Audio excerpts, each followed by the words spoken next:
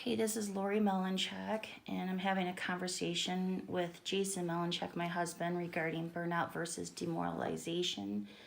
Jason is a high school principal, and he works in a different district than I do. I am an elementary art teacher. So, the conversation that we're supposed to be having is talking about the differences between teacher burnout and teacher demoralization. So I don't know if you want to say what you think teacher burnout is versus teacher demoralization. Definitely, teacher burnout comes after a long period of time of working day in, day out, not just during the school day, but evenings and weekends and so forth. That we have seen some staff just get tired of the constant pressure of teaching, and those hours and hours just leads to burnout of what they're doing. There's the other side of things where teachers, I would say particularly at the secondary level, get burned out of the material, teaching the same concepts time after time. For example, teaching 4 hours of the same material in one day. That can prove to be very challenging for teachers. The demoralization really comes from the struggles and frustrations I think that teachers face just with the education. In many ways, the lack of respect from the government officials, legislative laws, and so forth. And then, not to mention, salary of teaching staff, which really frustrates teachers to no end with lack of support, and it obviously has such an impact on the future of our country and our world as we prepare our students for life after school.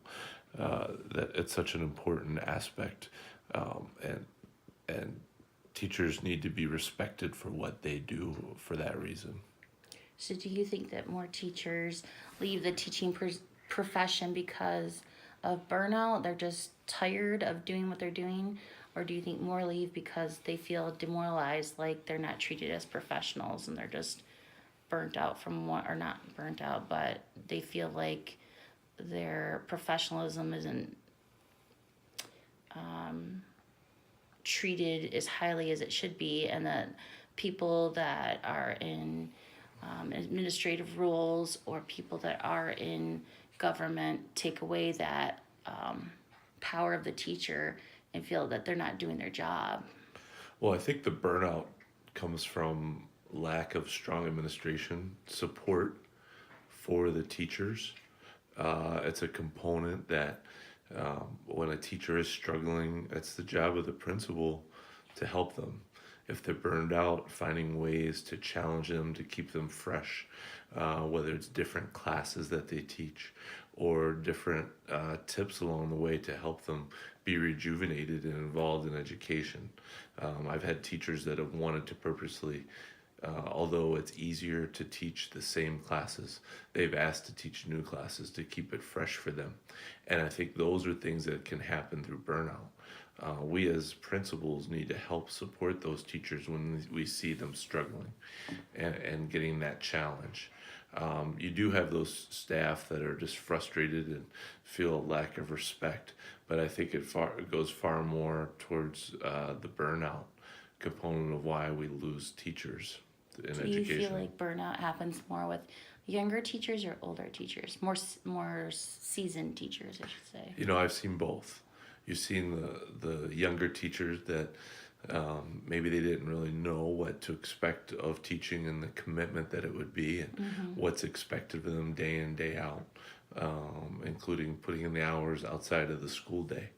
But then you have the older veteran teachers, they have 15, 20 years in it and they're just ready for something new. And so it's been really both ends of the spectrum in that regard. Okay. And then what about the demoralization? Do you feel like that's more of a seasoned teacher issue, or do you feel like it's more of a new teacher issue? Yeah, I think it really hits the teachers in the years 10 through 20 experience wise. I think that they know enough about education. They've crafted themselves as a professional Right. at that point. And now the lot of times that they're asking themselves, why do I do this? Right. If I'm not being respected, and oh, you just wanted to teach, and so you get your summers off. Those are the hours and so forth that they put in, that can turn a veteran teacher away from the education profession. Right.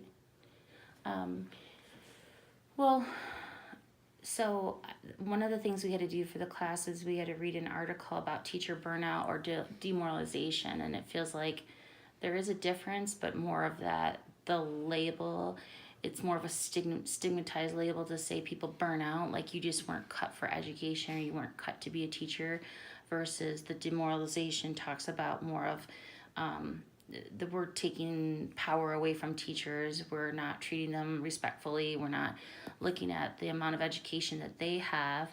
And something you mentioned was like the pay. I know for me, I haven't seen a change in the pay scale since I started. And I started teaching in, I think, 2001, I started with my classroom, and I don't think the scale has really changed.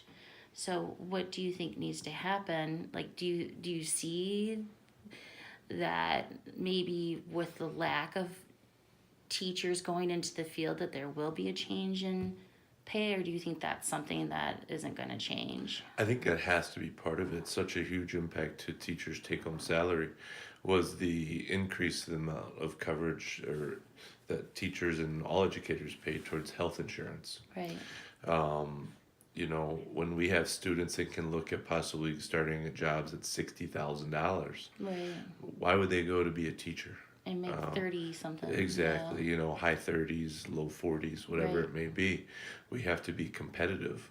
When you're looking for a chemistry teacher and they can go work at a Dow Chemical or something like that, it'd be awfully hard for an individual to say, no, I want to teach. Right. Now that's a passion for working with kids and so forth. Right. But we have to be competitive with the work, with the outside workforce, so that we can get teachers. Right now, we're not seeing the same number of candidates, quality candidates that we have. Right. 6-7 years ago, when I was hiring for a position, there'd be 6 or 7 good candidates that I'd be okay with hiring any of them, and we were able to get the best candidate. Now it's a struggle to get 2 or 3 for those positions. They're still out there, and luckily we're in a district that pays higher in the county, Right. so that people want to be in our district, but it can certainly be a challenge. And different districts are offering, as more districts are needing them. If a teacher can live closer to home, or they grew up in a district, even though we may have hired them before the school year starts, the contract doesn't mean anything anymore. They'll go to a different district if it's better for them as an individual. So it's hard to keep those individuals and to find those quality candidates. Yeah.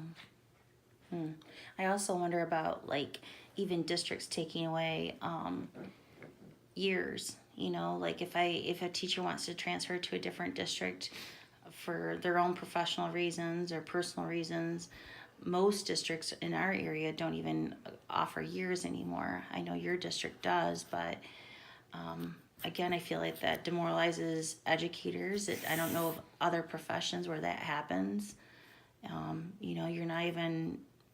You're not even given the value of the number of years of teaching you've done in that professional aspect you bring to a new district.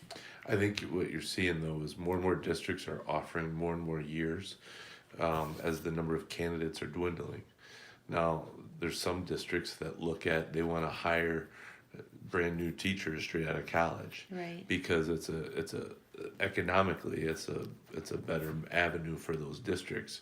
You take someone at the top of the scale making $80,000 a year, and you replace them with someone making $40,000 a year. It definitely helps the bottom line of the district. But when you're looking for just better teachers and to do best for your kids and what you can offer, I think that's why you're seeing more districts offer more and more are offering years. So another part of this class was talking about teacher well-being and how teachers can be more resilient and take care of themselves in order to deal with burnout or deal with the number of things they have to deal with in a school day or a week or a year. As a administrator, what do you think teachers could do to help themselves cope with the pressures of being a teacher? That's a hard one because there's more and more pressures on all parts of education, Right. from parents, from the state, and so forth. And so, I put more and more on my teachers than I did 10 years ago. Right. I understand that. Right. There still has to be that balance, that the educators, the teachers take care of themselves as well, make time for their families and take time for themselves, whether it's through working out or their hobbies and things. There has to be a balance to that. And it'll help keep them fresh and kind of hopefully not lead to that burnout type phase. Right. I know that for me, one of the things I had to do was I had to make a choice about either staying within the classroom and dealing with the pressure that I was feeling versus making a choice to change to a different district, which was challenging, especially in the beginning. It has gotten better, but I struggle with the idea that we have so many teachers that are just so mentally, I don't want to say unstable, but just mentally worn out. And it has an impact on their health to the point where you're having to cope with your career by either taking medication or that you have to go to therapy or whatever it may be. I just really hope that in the end here, or as we move forward, that the powers that be, whether that's administration or our government, looks at the impact that education is having not only on teachers but our kids. The standardized testing and the constant weighing of education based on student scores rather than if kids are really learning something. And that pressure that's put on educators, I think, is just profound and really unfair. It's not right, and it doesn't make for authentic learning, in my opinion. Yeah, and that really comes down in my mind to what the teacher does day in, day out. Yes, there's lots of pressure with state test scores. A big part of my evaluation is based on how my kids perform and so forth. But I really think that comes from just having a strong curriculum, having quality teachers in the classroom. When we have good teachers doing good things in the classroom and making sound instructional decisions, the scores will come. It's not something that you can quick prep for the month before a test or whatever. There's obviously tips and things that we can do to help our kids and so forth. But when you're doing quality things in the classroom, the kids will perform. But kind of like you said, one of the biggest challenges that we face with that quality instruction is having the teacher in the classroom. So we need them healthy and challenged. And we don't want to have high absentee rate of teachers, Right. because that's a day of instruction truly lost. It's not the same thing when a substitute teacher is there. So that's why it's so important that number one, we keep our teachers energized so that they're not taking days off to avoid being there, that they're healthy, and mentally they're doing okay too. But with that too, that's a responsibility of the districts to make sure that if teachers do need that support, whether it's psychological, physical, emotional, whatever it may be, that's part of the insurance plan too, that our educators can get that help that they need to help them be better teachers in the classroom. Now, does your district do anything to help? Like you mentioned, it was part of the district's job and keeping teachers healthy and in the classroom. Do you know of things that your district is doing? Yeah, we have different programs that encourage teacher wellness through physical activity. Is that and like so the forth. county or? I don't know if it's the county. I know it's something that we do, and there's competitions that people can earn days off as a Wow. motivating factor. If they put in so many hours of physical activity, and we talk about wellness and so forth, that we want our staff to be healthy. Mm-hmm. Well, I appreciate you talking with me, Mr. Melanchak, and I appreciate your time. And it's nice to have a conversation with you from a different standpoint, from an administrative standpoint. You know, we often think that our administrators are kind of battling against us, but really I know from being home with you that, you know, that you really are fighting for your teachers and your students, and that you have their best interest in mind. And I hope most educators feel like they have administration that is going to bat for them and trying to do what they feel is best for their teachers, not only professionally but personally. And I thank you.